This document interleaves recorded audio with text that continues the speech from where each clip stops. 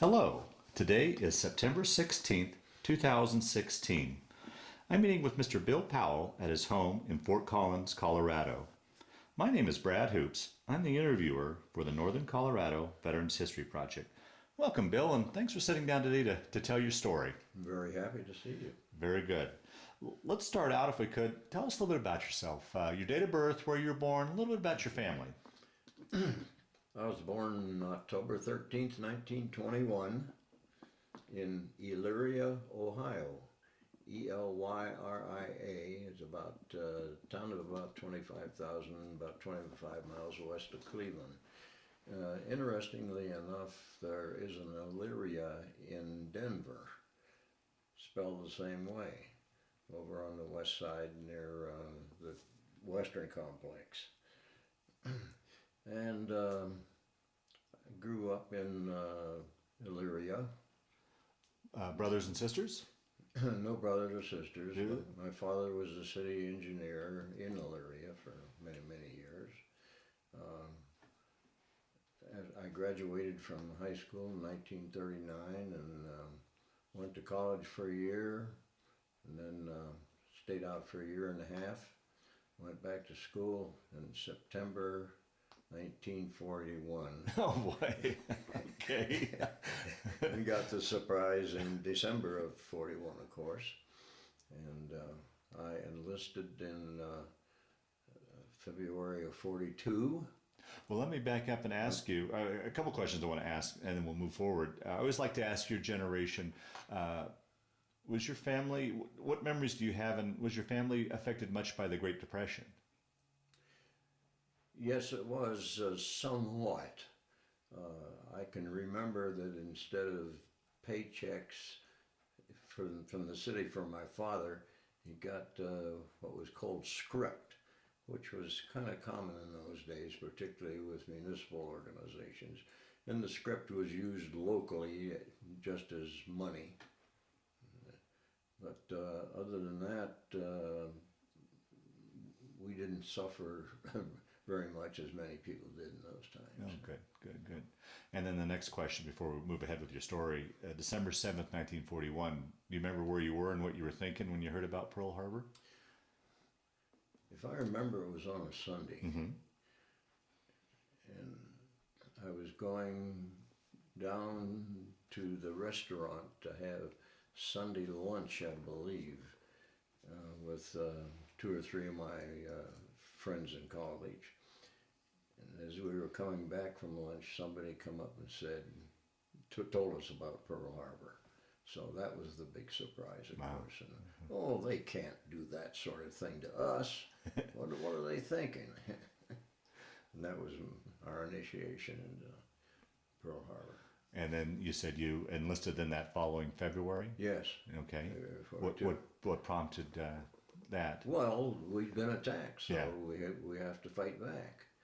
So to get into some sort of service, and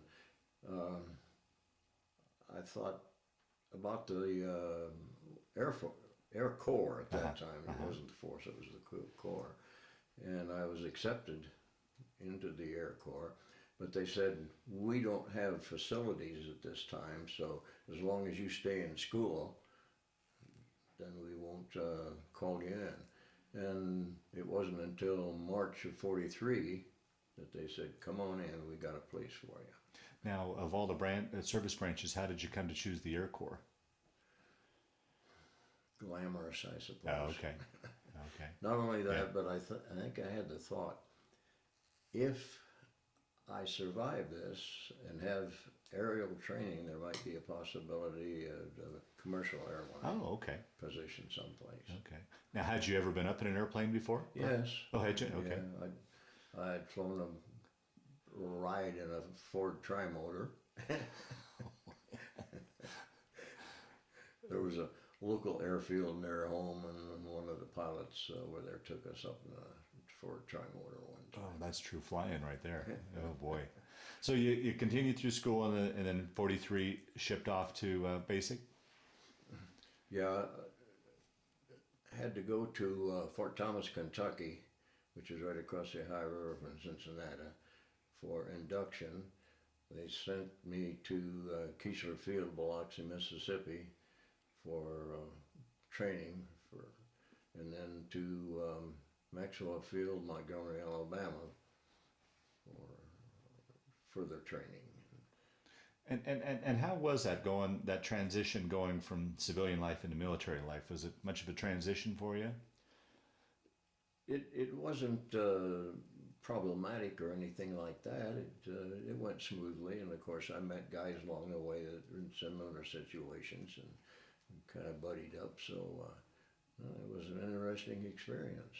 And how was that as far as, I mean, a lot of people in your generation growing up really didn't travel too far away from home, and now you're down in the deep south, and I mean, totally different scenarios. How was that?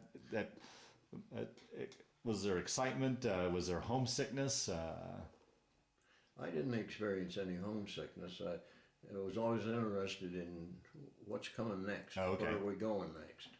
And the training that we were in took up our time, and we had to consider that, think about it.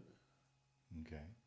So you went through a series of trainings. Take your story then from there. Yeah, that was basic training. Basic, okay. And that lasted, I think, maybe a month. At least 2 weeks. And yeah, I think pretty much a month. And then we got to Keesler Field, and that was operated like West Point on a cadet system. Okay. In which we had to walk the line, but also training in all sorts of military aspects of it. And then at that time, they also sent us up to University of Chattanooga in Chattanooga, Tennessee, for some training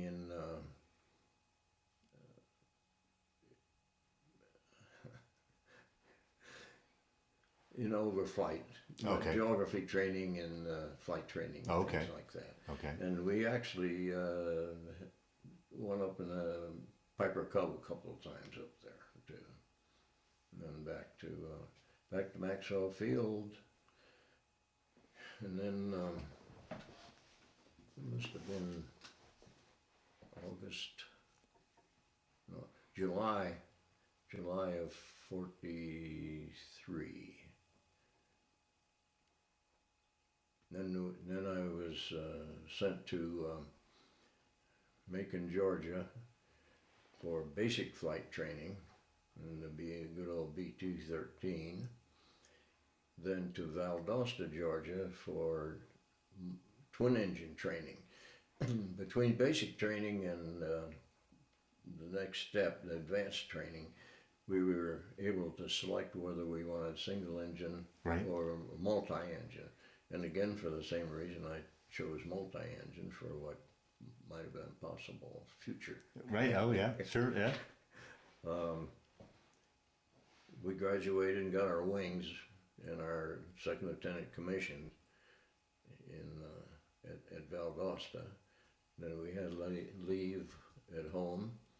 We came back to Maxwell Field again for B-24 training. They had assigned me to fly B-24s. Now, did you have your choice there between the 17 and the 24? No. You were just assigned to the 24? We were just assigned. Okay. So we went through a number of months of training in B-24s. Then we went to New York City to pick up our flight crew. We went by train. We didn't fly. Right.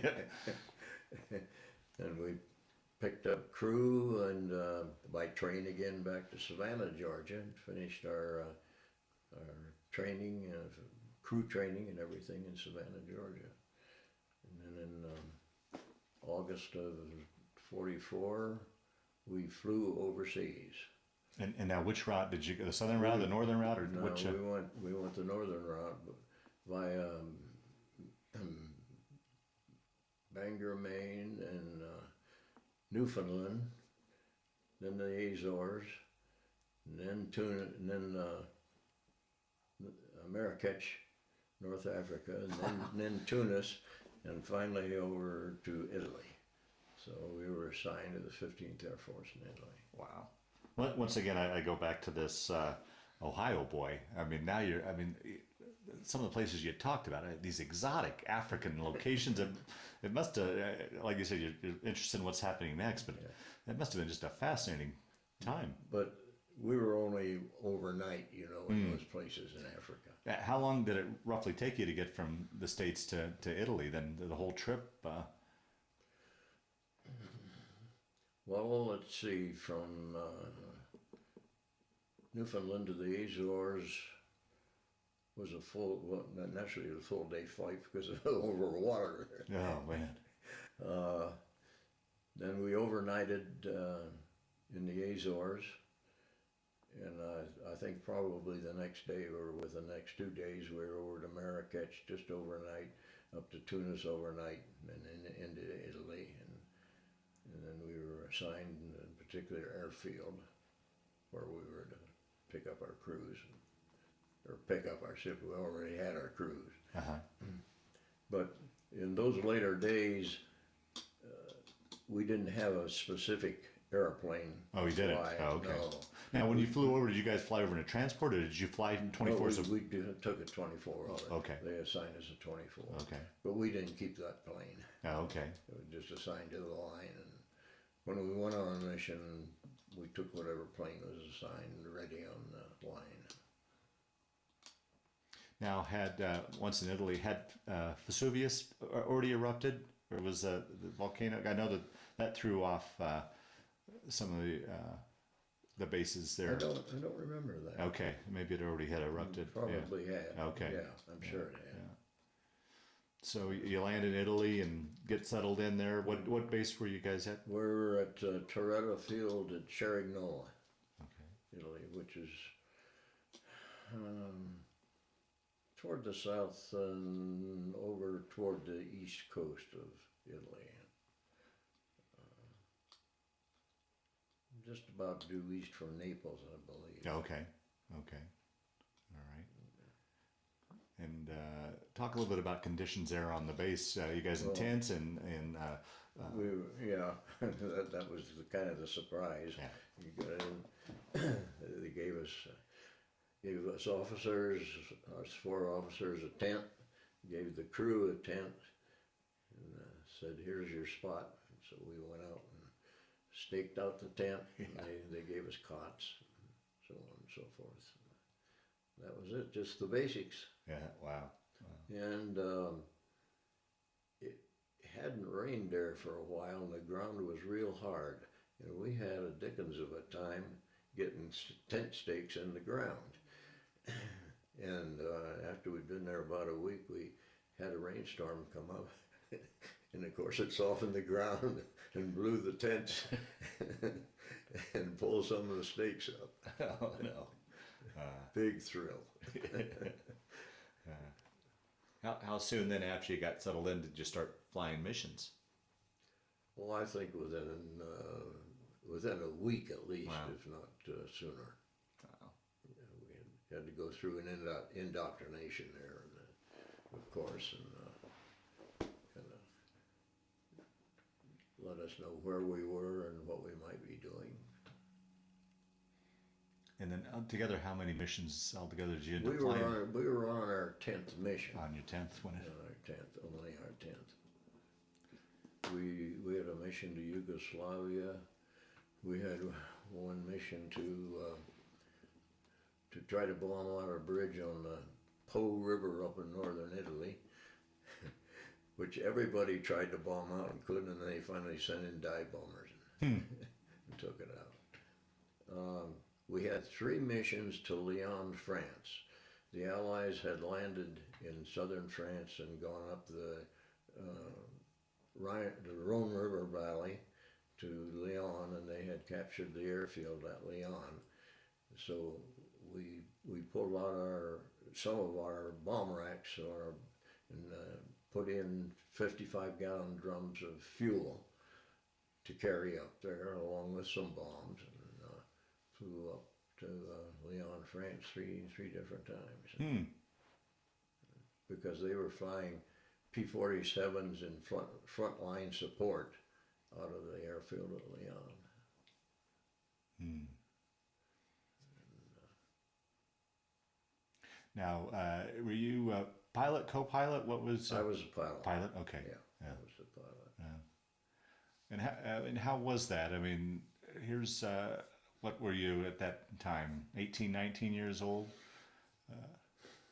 I was 20, I think. 20? 21. But still, I mean, a 20-year-old in charge of a ship and responsible for what 10 other men. How did that play on you at all, or did? I guess we didn't think about it. Yeah.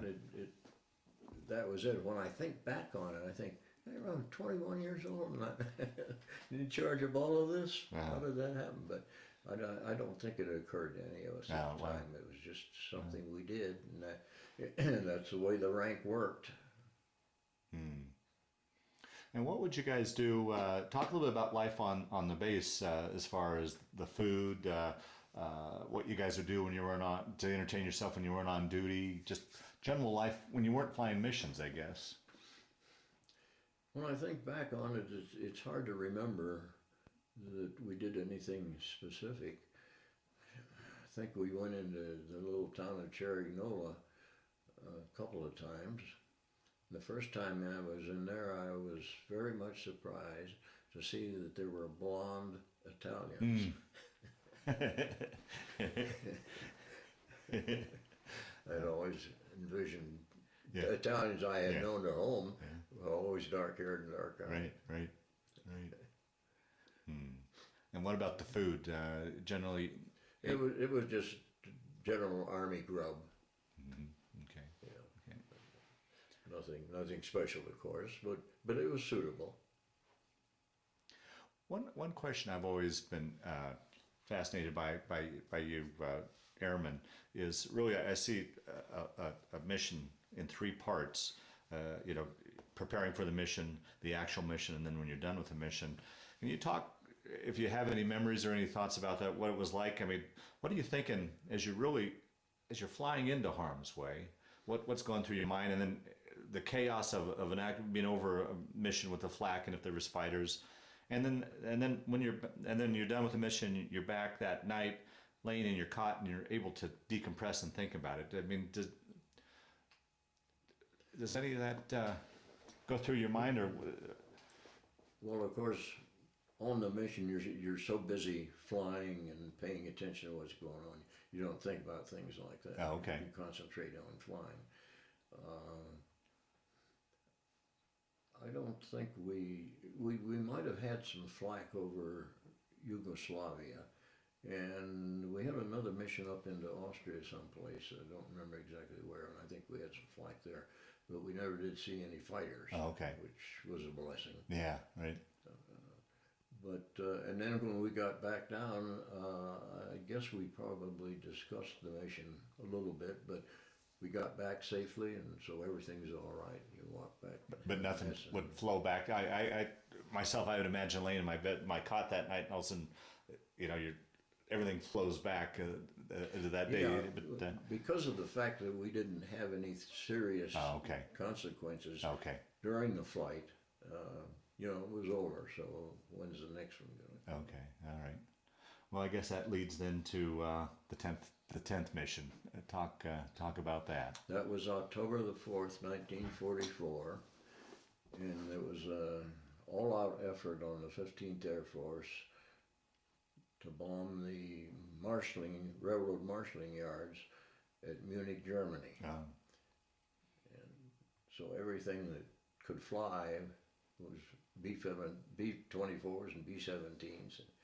Were all in the air to get up there, and so we hit the target about 11:30 in the morning, I think it was, and dropped our bombs. So I turned the controls over to the co-pilot. I said, "You take over." And I sat there looking out the window, and here come two 500-pound bombs down, and we were flying on the left wing of the lead ship. And those two 500-pound bombs hit the left wing of the lead ship. Now it wasn't a common occurrence, but occasionally it happened where a bomb would hang up and not drop out.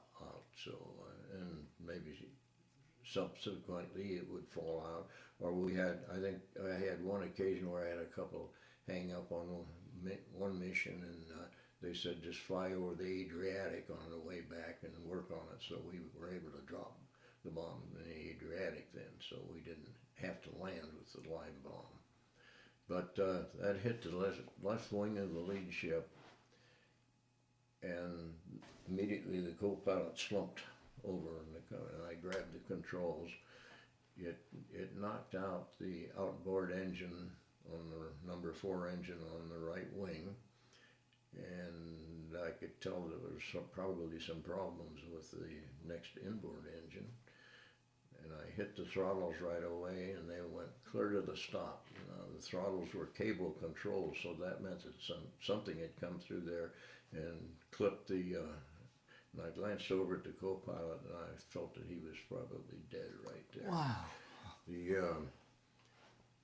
The top gunner, which was almost over the control cabin, came down right away because it had blown the turret off the top of his gun control situation. The bombardier and the navigator and the nose gunner both came up right away because it hadn't blown the. I don't think it had blown the cover over the nose turret, but it had peppered it in the same way with the condition right behind there where the navigator and bombardier were, so they came up, and I managed to get control of the plane. I still had some power control through the supercharger arrangement, and the autopilot was still working, fortunately, but I had that control, but I knew that we couldn't keep up, or right away we couldn't keep up with the rest of the flight, and I knew that trying to cross over the Alps on the way back would not be possible. So I kind of headed toward the southeast. I thought maybe we can get to Berchtesgaden, which is Hitler's summer home. But then of course, we were above 20,000 feet when we got hit, so that wouldn't be a comfortable altitude to be bailing out. So I didn't give a bailout order until we got down to about 10,000 feet, and then I ordered to bail out. The bombardier and navigator checked the co-pilot and indicated that he was dead. Mm-hmm. He'd been hit. Something came through the cockpit and hit him in the right shoulder and out the left shoulder, and so he had expired immediately. Mm. Fortunately, we hadn't closed the Bombay doors yet, so it was easy to jump out of the plane. Didn't have to go through a little side door someplace. Well, how was that? I've always been fascinated too. I mean, I've crawled through a 17 and a 24 before, and I can see the rest of the crew getting out, but I mean, you got to maneuver around some things yourself. I mean, what did you set it on autopilot and then climb out, or how did you get out? Well, I kept flying until everybody was out. Right. Until I thought everybody was out. Right. And then you came out of the control compartment and down a couple of steps. Yeah. And then you're right at the bomb bay. So, and in the tail end, that was also possible because that area back in there was immediately available to the bomb bay, to the catwalk. Well, I always figured, most of the crew could get out, no problem, but it just seems like the pilots had not only had to make sure the plane was stabilized, but and then maneuver. That was fortunate because I still had autopilot. Okay. So I could put it on autopilot. I continued to fly it and control it until I felt everybody was out. Yeah. And then I gave the final order, and well, I'd given the order before, I think. So I went down the steps to the bomb bay, and I looked aft, and the tail gunner was coming forward at the bomb bay, and I signaled him to go ahead, which he did. And sitting right in front of me on the catwalk was the engineer, the radio man, and I signaled him to go ahead. So he started him like this, and then he came back. So I pushed him out. And then I went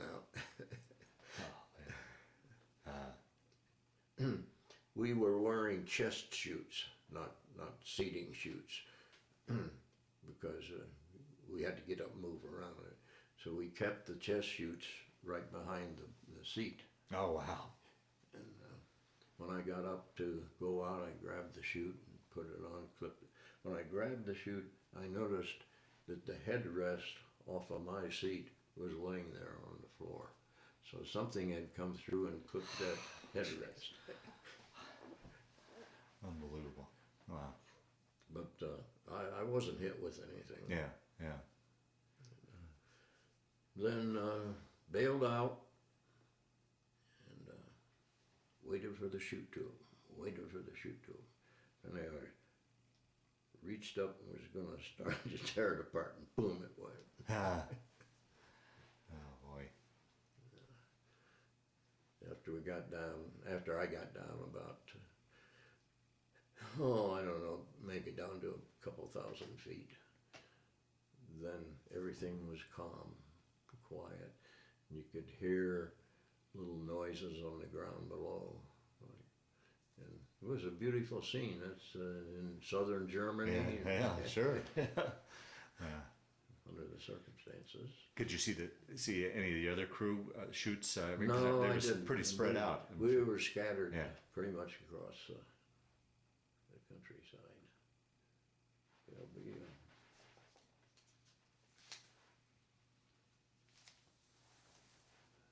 There's a map. This is Munich. Oh, wow. Where we hit. Uh-huh. And according to records, they cite that some of the crew was picked up here, and that the plane and the co-pilot were found over in here, just before going into Austria. So in that distance, we all went out. Wow. So you hit the ground. I hit the ground and stood up, and there was a German farmer standing there with a pistol in his hand. And I put up my hands and said, comrade. Of course, that's German for friend, and that was the least of it. But he indicated for me to fold up the chute and then come on with him. So walked up to a small village there, and at least half the town was waiting there for me in one of the houses. He took me into the house, and they were all lined up in the family room or whatever it was there, and right away the women examined the chute. For the silk? For the silk, yeah. They oohed and awed about that. And within probably a half hour, of course I couldn't talk to them, and none of them indicated they could speak English. But within about at least a half hour, a soldier appeared and told me he spoke English and told me to come on with him. There was a small detachment in the village nearby, army detachment there, and they took me in there, and where I met two other American flyers that had been knocked down. One was a bombardier on a B-17, I think, and the other was a P-47 pilot. He had got hit shooting at a flak tower. The flak tower, an aircraft gun, it's all right in the air, but it can't be depressed enough to shoot anything coming in at low level. So they built these towers and put anti-aircraft artillery up in those towers so that they had a shot at it. And he was making a second pass at the tower, and he got hit. The plane got hit. He pulled up in the air, and he said his wingmate was saying, Shannon, you're on fire. The flames were already coming back in his face. But anyhow, he was one of the other pilots there that they slightly interrogated us, but not to a great extent. One thing I kind of remember, there's a picture of Hitler, of course, on the wall. Anytime any of them came in the doors, Heil Hitler. Huh. But we weren't abused or anything. And I don't remember, but they must have given us something to eat and some water, something like that. And again, I can't remember, but they must have kept us there overnight. And the next day, there was railroad tracks going right through town, and there was a stop there. And, they put us on the train that next day to go up to Frankfurt, where there was a major interrogation center.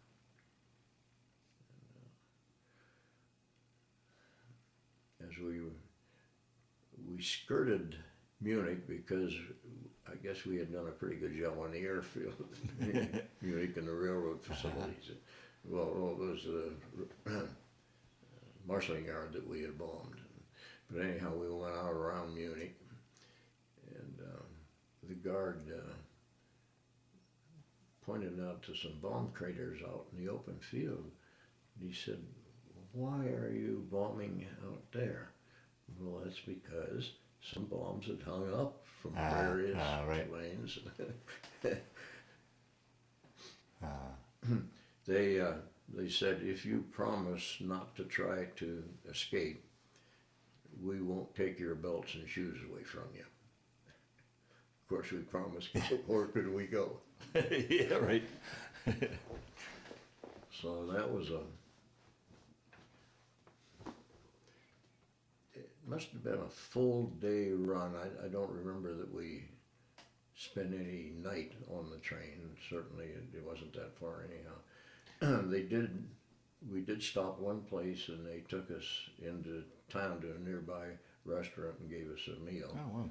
And, was it still just the three of you, or did it had more collected? no, just the three of us Oh, okay. at that time. Got went up to Frankfurt, and the train was still running, but when you looked out for at least a block on either side of the railroad, you could see the bomb damage in the town. In Frankfurt. That was a major interrogation center at Frankfurt. And they ask you who you were and where you were, so on and so forth. Name, rank, and serial number. Name, rank, and serial number. What I found out from the questions they were asking. See, I'd only been at the base in Cherokee for 6 weeks, and I found out from the questions they were asking that they knew a heck of a lot more about the entire operation there than I did. They knew who the commanding officers were and so on and so forth, and I hadn't had time to absorb that. Yeah. Wow. So we must have been. I was there 2 nights, I think. And then they assembled a trainload of prisoners and headed up to Barth in North Germany, Barth on the Baltic. We were, continental trains in those days, and probably today, had an aisle down the center, and then it was compartmentalized, the rest of the car. And those were just bench seats in there on both sides of the compartment, and they had I think there was must have been 10 of us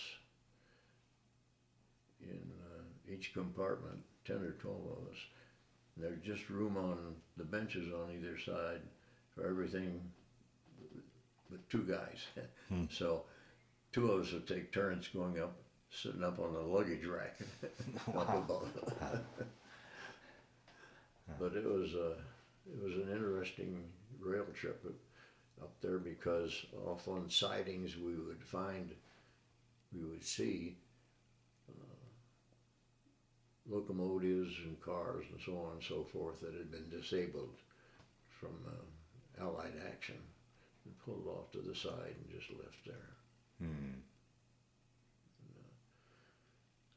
we got up to Barth. Barth was on the Baltic, so on a bay, as I found out later, was on a bay off of the Baltic, and north, the little bay came back off the Baltic, and the town was on the south side of the bay, and there was a little peninsula went up above the town, and that kind of sealed it off from bad weather from the Baltic. Oh, okay. That was Stalag Luft 1.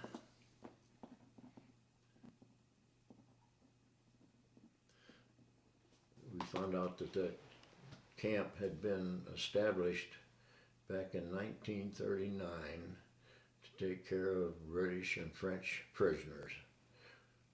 And so it was well established, and it had been added on to several times with additional compounds. We were in North Compound. I don't know exactly how many barracks there were. I think there was 10. Yeah, we were in barracks number 10, and there were 16 rooms in the barracks. No, there was 10 rooms in the barracks, and 16 men to a room. Oh, jeez. So we had 8 double bunks lined up around the outside of the room. And there was room enough in the center for a table and some chairs, and a fireplace, a stove, rather. So. Stove. Now, you said it was Luft, Stalag Luft, so it was purely just for airmen then? Yeah, at that time. Yeah. Well, there were still some hangers on, because shortly after I got there, my 2 upper wisdom teeth got impacted and infected, and so they had some medical facilities there. So they sent me there. The doctor that looked at me was an English doctor. He wasn't a dentist, but he was an English doctor that had been captured at Dunkirk. Oh, wow. Early in the war. Wow. But he extracted the teeth. Oh, jeez. So we did have some care. And the camp was administered, of course, by the German, but we also had American officers and administration set up that worked it under the Germans. Mm-hmm. Okay. Now, during this course, from the time you shot down to getting into the Stalag, did you ever come across any of your crew? No. Really? Yeah. No. No, never. I always kind of wondered what to do, because naturally the bombardier and navigator would have ended up in an officer's camp someplace like Right. we were. Yeah. But never. So I don't know where they went, because we never really had much contact after the war. Really? Huh? I'll be darned. Yeah. So talk. So this is what, October, November of. This was October. Yeah, October. Well, yeah, October 13th. So, somewhere in there. and the war didn't get over to the following May, so you were last 7 months. that's where you spent 7 months. Yeah. Talk about life. What was life like in the camp? And I imagine it got progressively worse as towards the end. Well, no, actually, actually it wasn't bad. Really, yeah. It was probably more boring than anything. Although we did have, there'd been a library established. People from home had sent books over through the Red Cross, which we got. So we had books to read if we wanted. We played a lot of different forms of cards. Got out and walked the compound when the weather wasn't too bad. Of course, every morning they had muster and roll, big roll. The Germans did.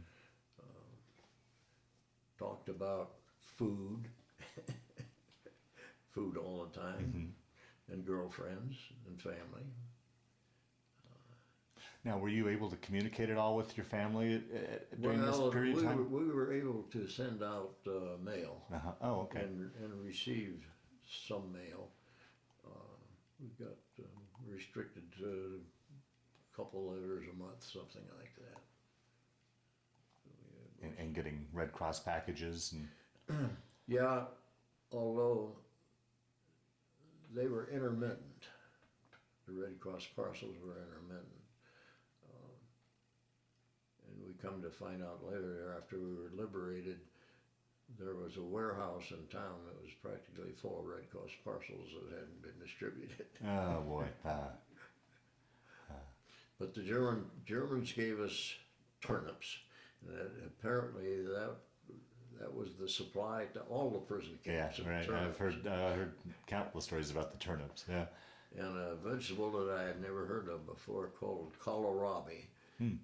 And I haven't seen any recently, but once in a while in the grocery store here, I had found some reference to kohlrabi. it's a vegetable. Yeah. Yeah, I've never heard of A it. root vegetable like something like turnips. Okay. When I first got there, in our compound, we had a mess hall. But it, after a month or two, it burned down. So from then on, we were cooking in our own rooms. We had canned milk, so we were able to make the cans into dishes. Cut them down and folding them over and back and forth. And you get pretty ingenious. And of course, when you got that many people in one place, there's guys that everybody has had every different occupation you can think of. So there were guys that knew how to do everything. Somehow or other, everybody knew how to do everything.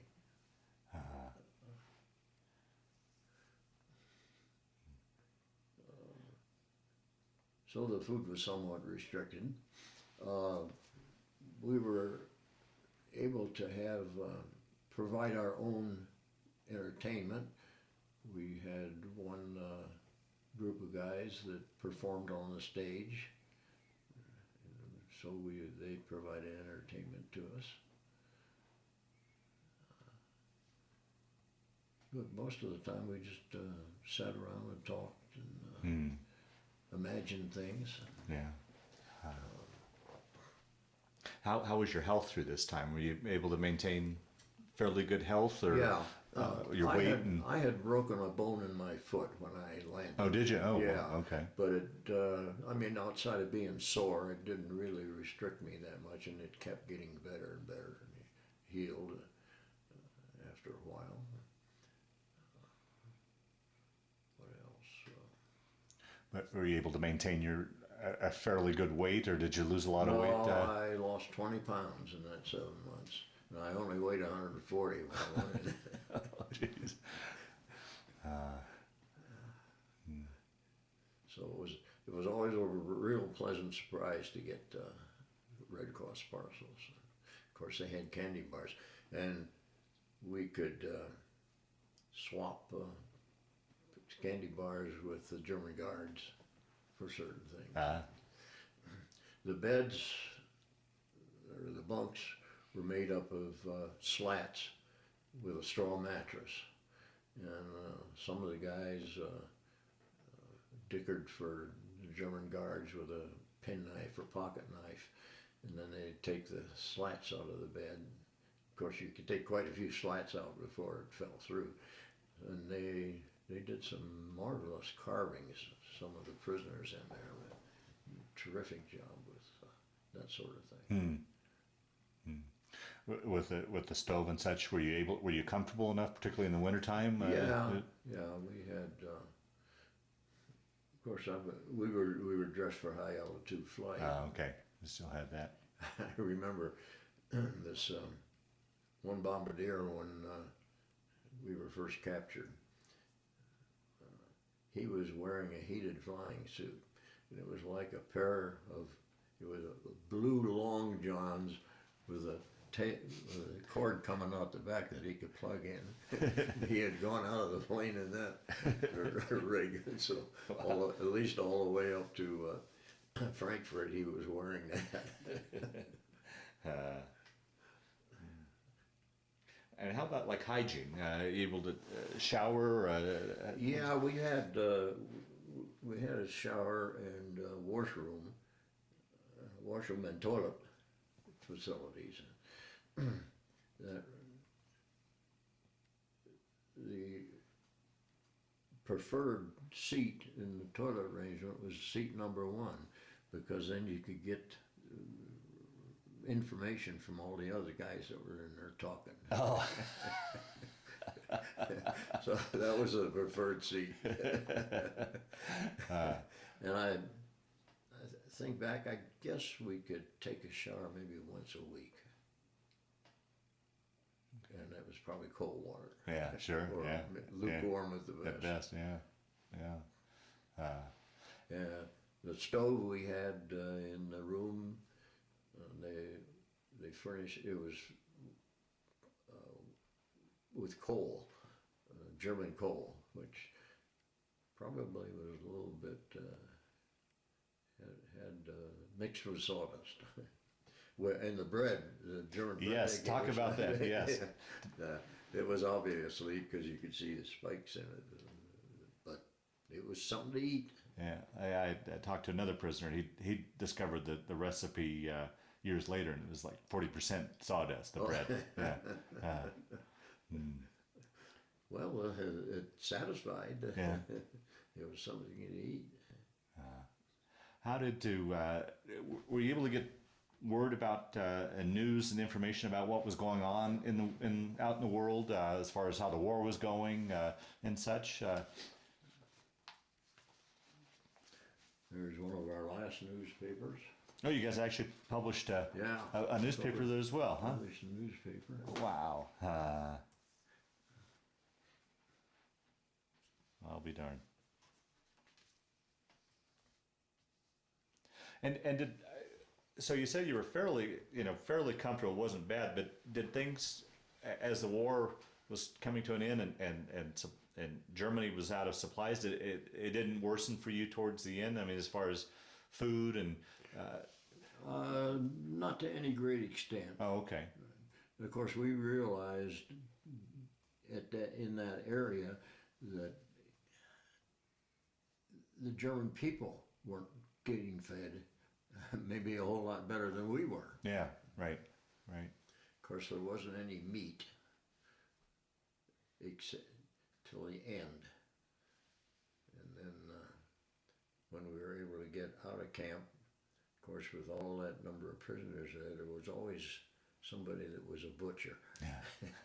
So they went to the countryside and expropriated some cows. So once in a while we got a piece of meat before they got us out of there.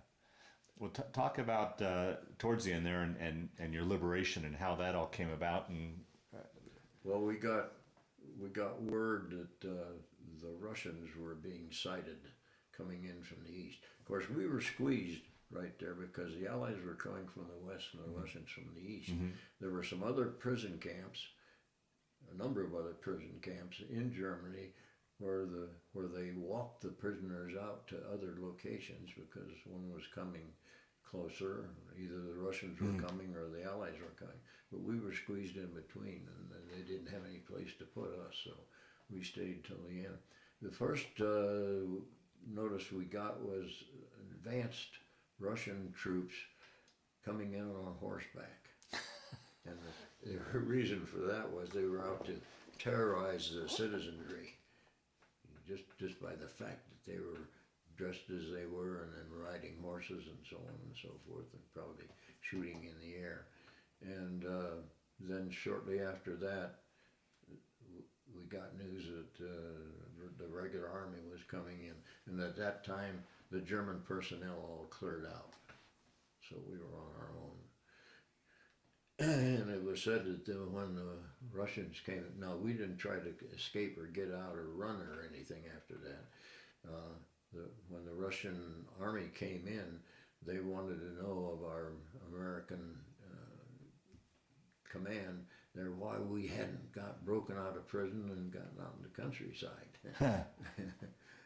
But by that time, we were in contact with the American authorities, and they said stay there. And incidentally, when we got knocked down, we were under orders not to try to escape. Oh, really? Yeah, because they didn't, the war, everybody could see that the war was eventually coming to an end. Yeah, And they didn't want us out roaming the countryside or getting shot at or something like that. Sure. Yeah, that makes sense. Yeah. So you were liberated then by the Russians? Yeah, by the Russians. Yeah. Of course, then we were in contact with the American authorities, American British authorities.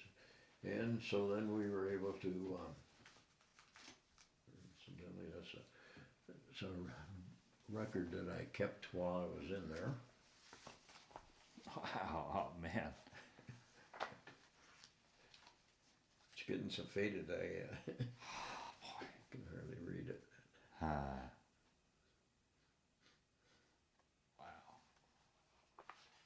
So how did the transition work then to getting back to American lines or? Let me add this.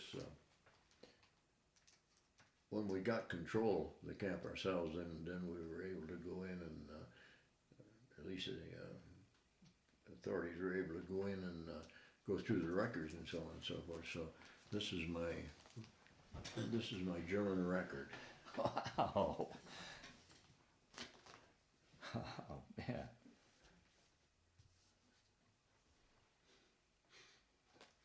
Oh wow.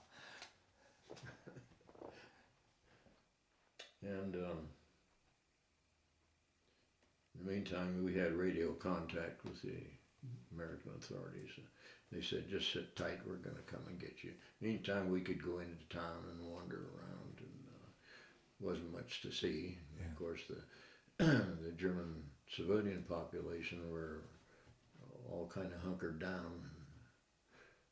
Some of them come out and talked. Then they flew, there was an airfield south of town, which was interesting because several times toward the end of the war, we saw German jets. Oh, right. Oh, wow. Flying over. So apparently they were testing them in the airfield on there, but fortunately they had never gotten to come to combat status, and otherwise it could have turned out differently. Oh, wow. And while we were there, on occasion we'd hear American flights of American bomber planes going way overhead, or British bombing something to the east of us somewhere. Probably at that time in support of some of the German or Russian troops that were coming aboard. Hmm. How long? Then they flew us out. How long were you in camp freed before they finally flew you out? Oh, it must have been probably about at least 2 weeks. Oh, really? That long? Oh, wow. Yeah, I'm sure wow. it was. Yeah. With the airfield there, it made it easy. Yeah. They didn't come and truck us out or anything. Right. able to fly out and down to Le Havre, France, where Camp Lucky Strike was a ramp camp. Called that because retired Allied military personnel was the name of the camp. Okay. The ramp camp. And that was interesting. They had good old GI bread, which tasted like Asian food cake. Oh man. And the usual routine, although they didn't, naturally at that time they didn't have a way of getting all of us out back to the States. They had to wait for transport and so on and so forth. So, but hopefully you had priority over everybody else, the POWs over the regular GIs, or not? well, no, because that's what the camp consisted of. Retired, returned Allied Okay. military personnel. Okay. So they were, we'd been collected from all of the prison camps and so on and so forth around the. But they gave us passes to go into Paris, which was, of course, a blessing. We could go into Paris, and they didn't give us passes for any bivouac in Paris, but we were, and one of the major hotels, well, most of the major hotels in there were used for duty personnel there. And so a couple of times when we were in there overnight, we'd go up to the lounge room and just lean back and sleep in the lounge chairs. They didn't kick us out. And of course, we could get up in the morning and have Red Cross walk out to the Red Cross wagon and get coffee and donuts.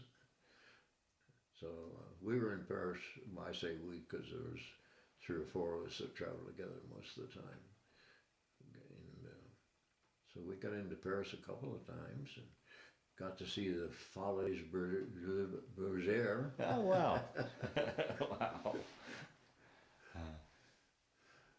And then later on, well, not much later on, I managed to wangle, along with my buddies, orders to London. I used the excuse that I wanted to get over there and see my Irish relatives. Well, I did have Irish relatives. Anyhow, we got they had to get us out of there. You know, they didn't have to feed us. Oh, right, yeah, right. Take care of us. So we went over to London. That must have been probably in June. Or did we get home? No, we got home. No, that must have been in late April or May.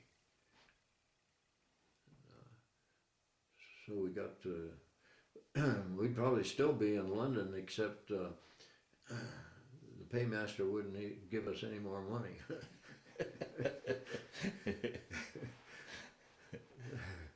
So we shipped out of Southampton in a troop ship going back. And I had 68 cents in British money in my pocket.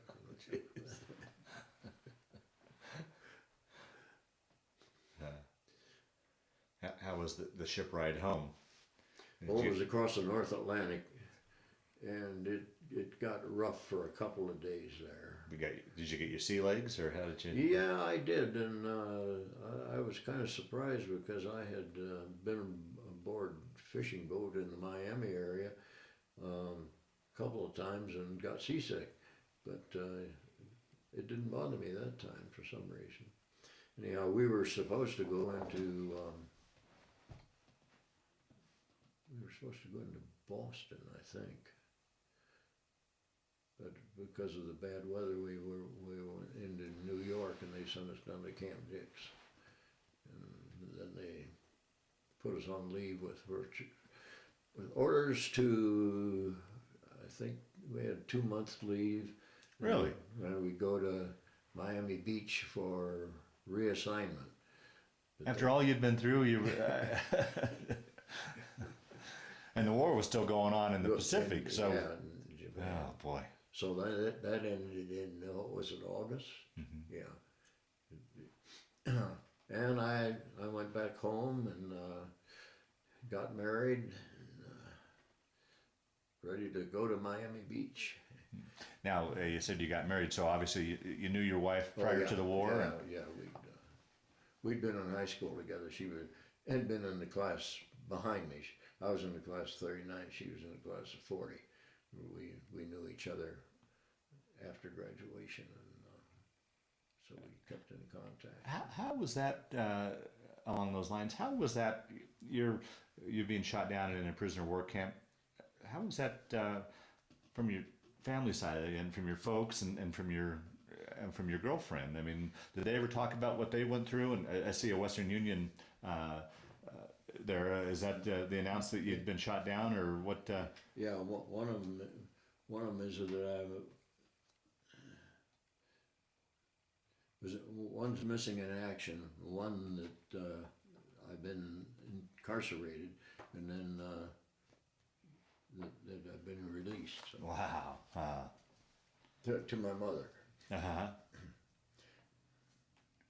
Oh boy. Did they ever, particularly, I guess both folks and your girlfriend, but particularly your mother, did they ever talk about what they were going through? I mean, I can't imagine a mother with her son being. Not really. Yeah. My father, when he was in college in 1910 and 1913, went through what today is the ROTC, and then he stayed in the Army Reserves, and he was called up in 1917. Oh boy. But it was later in the war, just before the war ended, and he was assigned to duty in Washington at the time. Then he and my mother got married right after that, I think, or I guess they were married before that. And so he stayed in the reserves all those years, and he would go to, once a month he would go to, we lived in Ohio, we'd go to Camp Perry up in West End, up near Toledo and Lake Erie. And then once a year he would go to Fort Ben Harrison out in Indianapolis for 2-week training. Mm-hmm. He got called into active service in January of '41, before we even in the war. Oh, man. And he was a civil engineer, so they put him in charge of a number of posts throughout Ohio and Indiana as the resident engineer and post engineer, taking care of the facilities and so on and so forth. And he didn't get discharged until the end of '45, so he spent 5 years in the service. And I don't think he was ever more than 300 miles from home. Wow. So, my mother was acclimated to that type of service, even though it was only a few times a year. Right. So you got home, you got married, and then the war ended. So did you still have to go down to Miami? Yeah, then we went down for discharge. Oh, okay. Which made it nice because they put us up in a hotel on Miami Beach. Oh, nice. Yeah. And I was familiar with the area because my uncle and aunt, my mother's brother, they had gone to Miami back in the boom times, back in the early 20s. And they lived in Elyria, which was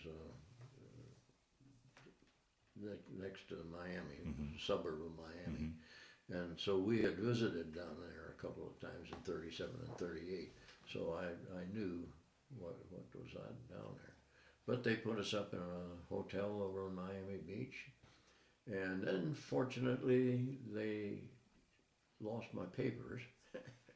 And so they kept us there. Stuck there for a while. Another 2 or 3 weeks. Darn.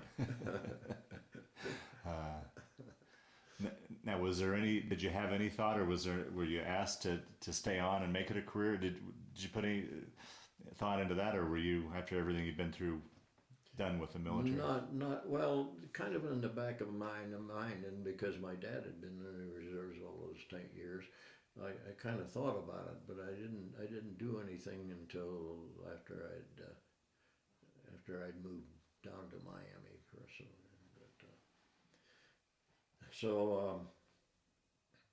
I worked for 6 or 8 months after I got discharged. Finally got discharged and got back home, and we moved in with my wife's parents, along with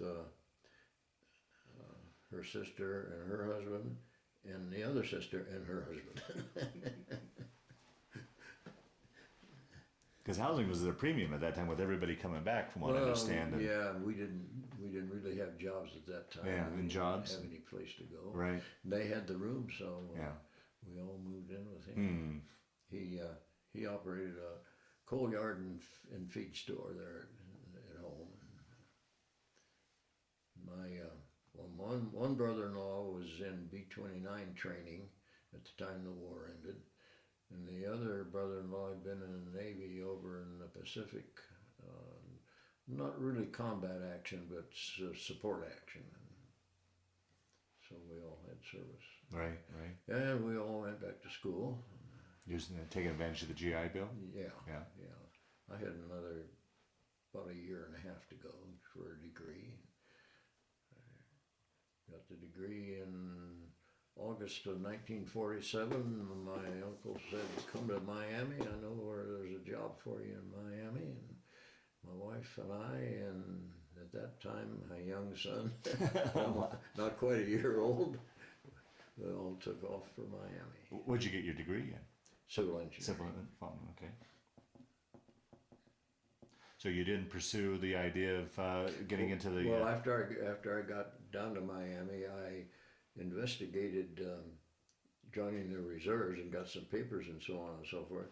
And somewhere before I really got started on it, they lost everything. I don't know what happened, but I finally said to heck with it. But I mean, my question was, early on, you thought, well, I'll get in the Air Corps with maybe the idea of maybe getting in, being a commercial pilot. You never pursued that? No, because in the first place, I only had about 600 total hours in the air, and there were guys coming out with thousands of hours. Yeah. And I did know a couple of guys that had gotten. One of them went to work for Hickok Belt Company as a private pilot, and the other one, in similar instances, neither one of them went with the airlines. But there just wasn't any openings. Right. So I let that go. So you guys moved down to Miami, and you take a job down there? Took a job with the Miami-Dade Miami-Dade County Public Works Department. And I spent 38 years with them. Wow. In the last 10 years, I was Director of Public Works for Miami-Dade County.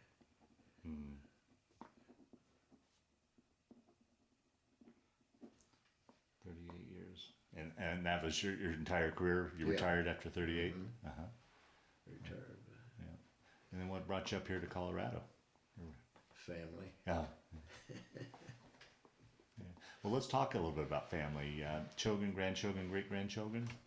Well, I have a son who lives in Hawaii, and my daughter here, of course, she taught school. She started at CSU in 1966, 66, and then got married and bummed around the county the country for. As an Air Force wife. Okay.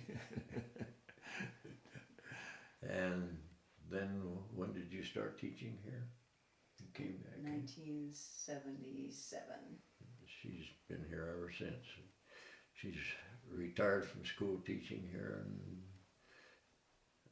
Larimer County in Fort Collins. So two son and daughter. Any grandchildren? Have one grandchild and 4 great-grandchildren, 2 boys and 2 girls. They lived down in Thornton. So that was another reason. Uh-huh. Of course, they spent what 4 years in Just New about 4 Zealand years. before they moved back here. And then how long were you and your wife married? 58 years. She passed away almost 13 years ago. And what was her name? Jeanne. Jeanne?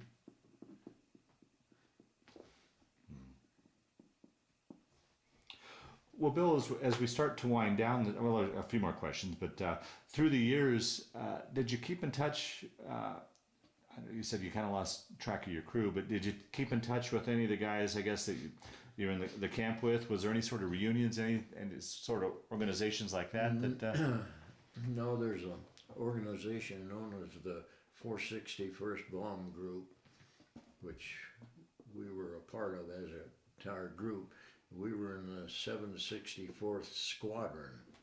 Glad we got that. The 461st has organized, and they put out I guess it's a semi-annually paper now on various things, but that's winding down, of course. Yeah, Everybody's 90-some years old now. Yeah.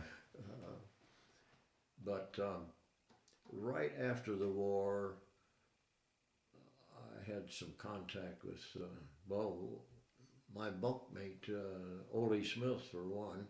He lived in Minneapolis, and they came down to Miami one time, and we visited them. They had a family.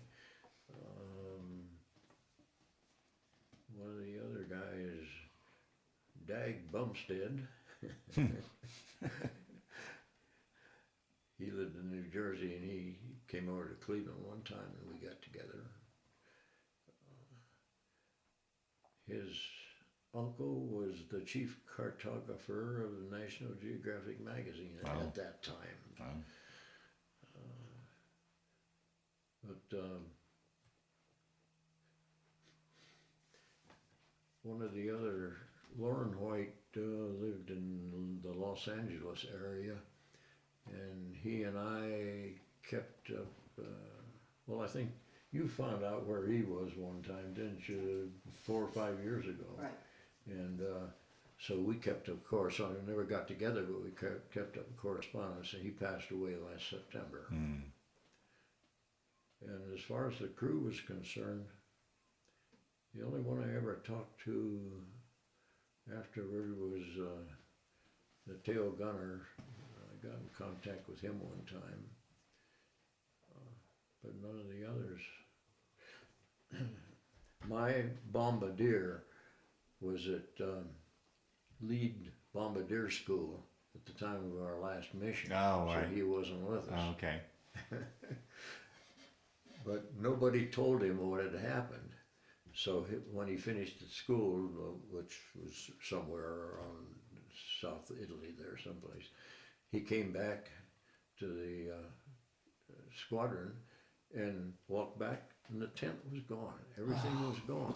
And he walked down to the enlisted men's area, everything was gone. So he had a little time digging out what had happened. We just didn't come back. Wow. Oh, boy. So you get in touch with him though? Yeah. And he's come here. Yeah, and he lives in Oklahoma City, and he's got a daughter that lives down in Boulder, so he came over and we got together one time. And I kind of keep in contact with him. Through the years, have you ever had a chance to go back to Europe and retrace either Italy or northern Germany at all? No. Yeah. Well, yes, yeah. We took, Barb, my wife, and I took a Baltic cruise. How many I don't know, years ago? 25 years ago maybe. It's been a long time. Yeah. And we landed, we shipped out of London, went over to the Baltic, and one of the ports we landed at was Warnemundy, which is the port for Rostock, and Rostock is the little town, just about 5 miles west of where Barth camp was. And we took a walking trip around Rostock with a guide. I asked her if anything remained of the prison camp out there, and she says no, just a plaque marking, just markers showing where it was. But of course, I really didn't expect anything because those were old wooden thrown together barracks, and right, probably all gone by now. right. And then after we left there, going back on the cruise ship toward St. Petersburg, Russia, there was going to be some entertainment, and we were up in the showroom just sitting there waiting for it to start. And Barb was sitting in a different place, and she happened to overhear people next to us, and he was talking about prisoner of war camp. And so I went over and started talking to him. And he had been at Stalag Luft 1, and he was one of the entertainers. There was 2 guys that teamed up and used to entertain us, and he was one of those guys. Wow. So we had a couple of drinks together. Oh, man. Wow. Well, Bill, as we start to wind down this interview, is there anything I didn't ask you that you wanted to talk about, or any of the stories that kind of floated to the top as we've been sitting here? And Barb, jump in if there's anything you could think of you left out, so that ideally we round out your story as best we can. I know we've probably got the tip of the iceberg. Or do you think by and large we captured everything you I wanted? think we covered it pretty well, and that's, as I told you, Major Hoffman has had me over with his ROTC unit a couple of times, with a couple of other veterans explaining what they went. There's we're the Caterpillar Club, which means I bailed out Oh. to save my life. Wow. Oh, jeez. And that's hanging up there in that little display. So the Caterpillar. Yeah. Well, the last question I always like to ask with these interviews, and I don't know, in your case, I don't know how it fits, but when you look back on that time in the service, and particularly everything you went through, how did it change your life, affect your life, play a role in your life at all, or was it just simply a chapter in your life that you went through? How would you answer that? I think it was just a hesitation in my life. It probably gave me maybe a better insight of where I wanted to go. Really? Yeah. Yeah. And particularly after coming out and getting married, then I had to settle down. Yeah. Wow. And Barbara was born shortly after we moved to Miami, so she's a Miami native. This, Oh, wow. Yeah. We'll definitely could. that's my father. I'll be darned. Dad doesn't talk about it much, but he was given an honor when he retired as Director of Public Works in Miami-Dade County, and they named a bridge after him, Really? Yeah. which is on our wall over here. It's Wow. the highest bridge between Miami and Norfolk, Virginia. It went from Miami over to Key Biscayne, which is one of the offshore islands, over the intercoastal waterway. Wow. What a great honor. It replaces a at-level bridge that existed in there for many, many years. Wow. What a great honor, to be Yes, sure. it was a great honor. Yeah. It came as a complete surprise. Is that right? Yeah. Oh, that's wonderful. Well, Bill, I want to thank you for sitting down today to tell your story, but just as important, I want to thank you for your service to our country. Well, like I say a lot of times, we didn't have a choice. We were attacked, so we had to do something Yeah. about it. Yeah. It wasn't a matter of being drafted or enlisting or anything. We had to do something. Right. Wow. Well, thank you for doing something. Well, thank you.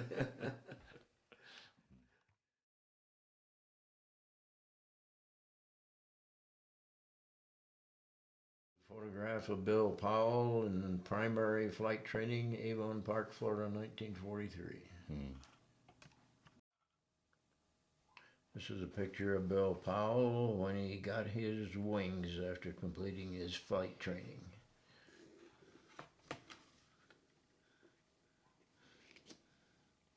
This is a picture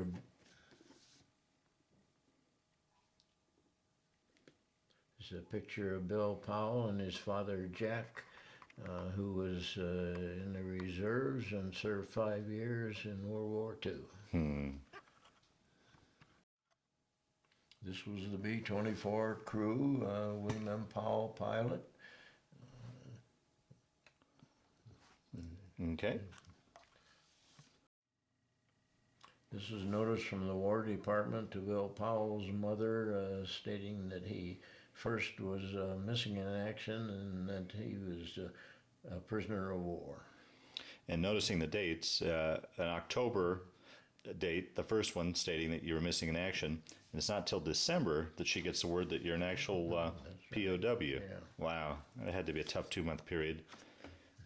And then on the back here, one that informs you that you're being returned to military control, and then the bottom one that you're on your way home. This is a notice from the manufacturers of the parachute that because I used a parachute,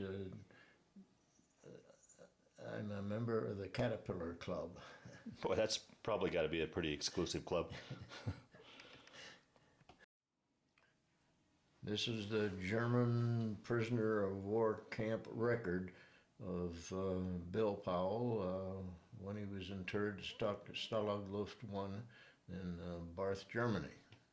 Now you said you guys after the Germans fled, you guys went in and were able to pull these records out? Right. Okay.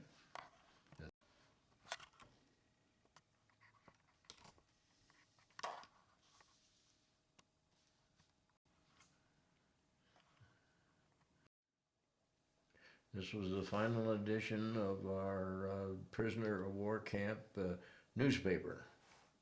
And how often would you guys publish the newspaper? Oh, once a month probably. Yeah. This is another edition of the camp newspaper that was published after the Russians liberated us.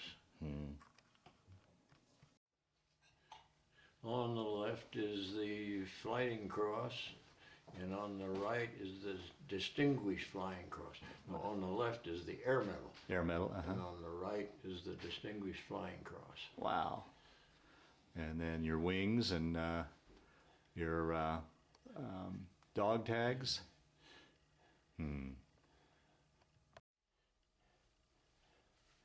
This is the William M. Powell Bridge across the Intercoastal Waterway and runs between Miami and Key Biscayne, Florida. Boy, what an incredible honor. That's wonderful.